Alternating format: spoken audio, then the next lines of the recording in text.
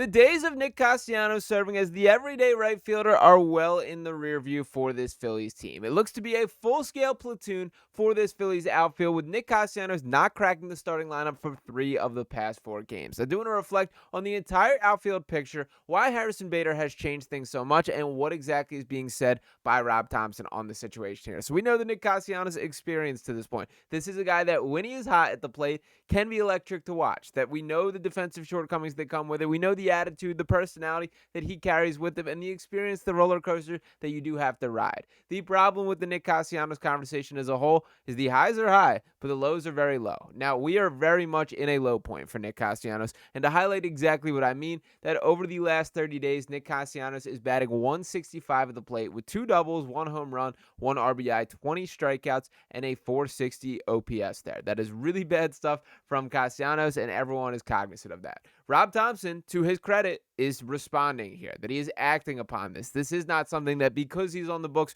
for $20 million, because he's one of the highest paid players who's earned his stripes across his tenure here, he's just going to keep him up there struggling. Rob Thomson looks to have fully pulled the plug, and I'm very intrigued by this. So a couple quotes that I do want to jump into here. For starters, pulling up that Nick Castellanos has been out of the starting lineup in 3 of the last 4 games. Marsh Bader every day. Kepler Cassie platoon is the way to go. Shout out to Sleeper Phillies for this. And to interject a little bit here, I'm in full agreement with the Harrison Bader every day. I do think Marsh is a guy that in an ideal world is still a 4th outfielder, and there's some pretty significant different splits when he's facing right-handed versus left-handed pitching. That to me is a platoon player, and I do think it's fair to throw him in that category. Kepler, I'm not sure what to make of, but we'll circle back to the entire outfield picture conversation in a second, as I did want to pull up this quote from Rob Thomson here. So this coming before today's game, where Nick Castellanos once again not in the lineup, and Nick Castellanos isn't starting for the second time in 3 games. Fair to say the right field is a full-on platoon. Rob Thomson says, quote, "It looks that way. I mean, you can call it whatever you want, but at this point in the year, I'm going to put out what I think is the best lineup on any given day to win." Now, I do want to interject here and just praise Rob Thomson, because it takes a little bit of guts to do this, particularly with Nick Castellanos, who those two individually have had their blow-ups, and he is a guy who's been in the league for 10 years, who has some respect, who's like earned his stripes to an extent, that you are sort of going out of a limb and putting your, 10 toes down and standing on this. I do think one of the critiques of Rob Thomson throughout his tenure as Phillies manager is that he's too soft, or does not have kind of the guts to make these kind of decisions, that if anything, he's overly loyal to players, and I really respect him sort of standing up and doing what I think everyone should view is right here. Now, for Castellanos as a whole, I am a Casty guy, that I will not forget him being their best hitter in last year's playoff run. I will not forget that when he is red hot, he can be a dangerous bat, and that level of power in this offense does make a difference for this Phillies team. But the facts are still the facts, and that version of Nick Castellanos is not in existence right now. Unfortunately, the difficult challenge that I think Rob Thomson is looking down is he's going to have to feel out of playing the hot hand in the outfield. Now, to lay out a couple of these options here, I did want to reflect on what Castellanos has done on the season-long standpoint, and the numbers not overly great here. 16 home runs, 61 RBIs, a 297 on-base percentage. He's had 499 at-bats, gotten hits in 126 of those, and 115 strikeouts there. That is a large sample size of action that we've seen. Now, let's compare that to a guy like Harrison Bader, who's the newest face in this outfield. Across his 359 at-bats on the season, he's got 14 home runs, 47 RBIs, a 347 on-base percentage here, has 97 hits and 105 strikeouts there. And of course, even a guy like Max Kepler, who I think deserves some credit for fighting through in this final stretch of the season and making his case, that across his 365 at-bats this season, 14 home runs, 43 RBIs, a 300 on-base percentage there, 78 hits and 77 strikeouts there. Now, the biggest critique that is going to be thrown Castellanos' way is the defense here. And it is easy to contrast. We're seeing things like this from Harrison Bader, who is robbing home runs in the bottom of the 9th inning in a save situation. Harrison Bader has been excellent, and I do think the now foundation of this outfield sort of revolves around Bader, that he's the biggest guy that has both directions here, that he's a stellar defensive center fielder, that the way he reads a fly ball off the crack of the bat, and I want to contrast him with Johan Rojas once again, because I personally, and I think a lot of us, looked at Rojas as the defensive fix to this Phillies outfield for quite some time. When you have guys like Kyle Schwarber, who was a left fielder for a stretch here for the team, like Nick Castellanos, who has the mobility issues that we will touch deeper on in a second here, that you do need a legitimate center fielder that can make up a lot of ground. When you think about what Rojas brought to the table on that side of things there, it was so built on athleticism and him being as fast as he is and, making up for poor reads and things like that. When you look at Bader, judge a fly ball, man, it's electric. It is one crack of the bat, and he knows exactly where that thing is landing. The footwork, the little crab walk that he gets into, I love everything about it, and I do think that matters to an extent. That is something that I think back a little bit to like the Shane Victorino and Aaron Rowan comparison. I loved Aaron Rowan growing up. I don't even fully know why. I loved when he ran into the wall, all those kind of things. But back in the day, used to have season tickets sitting out there in center field, and it was a night and day difference when you would watch Shane Victorino play versus when you would watch Aaron Rowan play. When you watch Shane Victorino play, it was a little bit cut from the Johan Rojas cloth. Now, he was a far better baseball player than Rojas overall, but Victorino had these antsy feet where he's taking circles and making passes, and he eventually gets there and still makes the play. And then you watch Aaron Rowan, who did not have that same level of athleticism or energy out there, but what he could do was track down a fly ball, man. It was one crack off the bat, and he knows exactly where that's falling. That feels kind of similar to this comparison. Now, Rojas is not a part of this outfield picture anymore. We really have not heard much about him in the minor leagues. I will note he does have a couple home runs down there.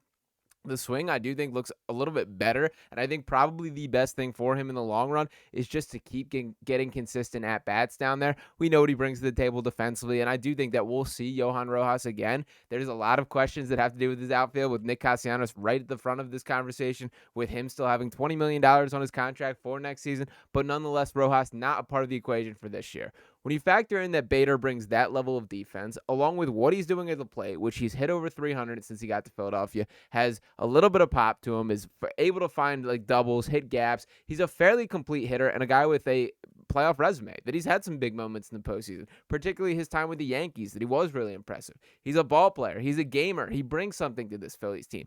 That, to me, is the everyday guy in center field. Then filling things around that is where it gets a little difficult here. Now, the thing that I will stick up for Nick Castellanos a little bit on, I have a really hard time like fully believing all these defensive metrics. And I dove into a lot of like the fielding metrics as I was prepping to this video. There's a couple that I did want to pull up here. For starters, I think these are like designed to make some guys look bad, and I do think Nick Castellanos cracks this list. And shout out to Paul Hembo, who's tweeted a bunch that I've used here, and he says, Nick Castellanos defensive runs saved in right field.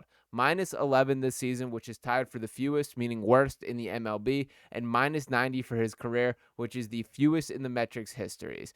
And he says the Phillies fans are fed up with his idiocy. And it's kind of speaking about him continuing to be in the lineup here. To continue on a little bit more, I do want to pull up that the Phillies have negative 10 defensive runs saved this year. Nick Castellanos himself has negative 12 there. Now, again, I don't think these are like eye for eye comparisons. That some of the metrics I looked at had Brandon Marsh as a worse defender than Nick Castellanos. Some had Kyle Schwarber as more defensive runs cost, which doesn't make any sense to me considering how little that he's played in left field. He's basically been a DH. I want to say 11 games that he's played in the field this year or something to that extent. The point being not nearly a sample size in which you can do that level of damage. And Castellanos is also like a weird sort of defensive player to quantify because when he's in range, he makes the play, man. And like he does have a fairly good arm on him that he has gunned out a couple people at the plate this year. It's just the mobility is so lacking. There is no range. You got to be cognizant of that.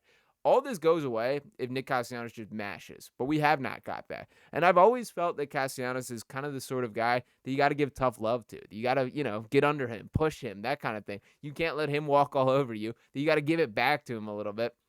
But I do wonder if this is the breaking point here. Is this where Castellanos sort of throws in the towel, quits, that isn't feeling it? Or is this where we get the best version of Nick Castellanos, where he's able to look himself in the mirror and say, Rob Thomson does not believe me. My manager is not believing me right now. I'm going to turn things around. I'm going to go on a heater. If he gets red hot at the plate, he all of a sudden becomes a very important part of this Phillies team once again, that he's right in the heart of that order with Trey Turner, with Bryce Harper, Kyle Schwarber. You go down the list of guys that are impactful hitters.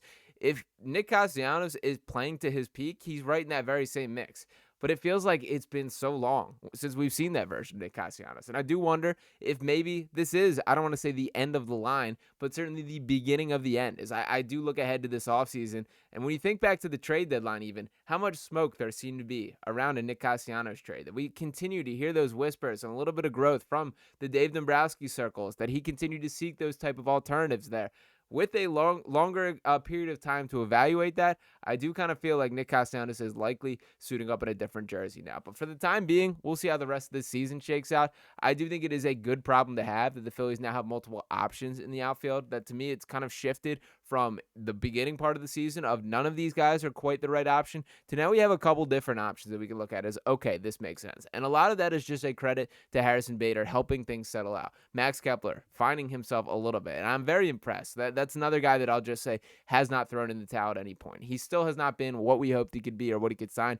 But when he does play the best version of Max Kepler baseball, you can squint and see the vision of what he was supposed to be or what the thought process was for bringing him in. So to this point, we'll see how things go down for the rest of the season. I do think we'll get some colorful quotes from Nick Castellanos soon, which I cannot wait to react to here. And we'll see what ultimately this saga concludes as. But the point being, the takeaway for the time, Rob Thomson is not taking anything from anyone. He's not letting Nick Castellanos continue to be out there in right field, and he's going to make whatever decision that he feels is best for this Phillies team to win. That's exactly what we should hope for and expect in a manager, and shout out to Rob Thomson for doing that.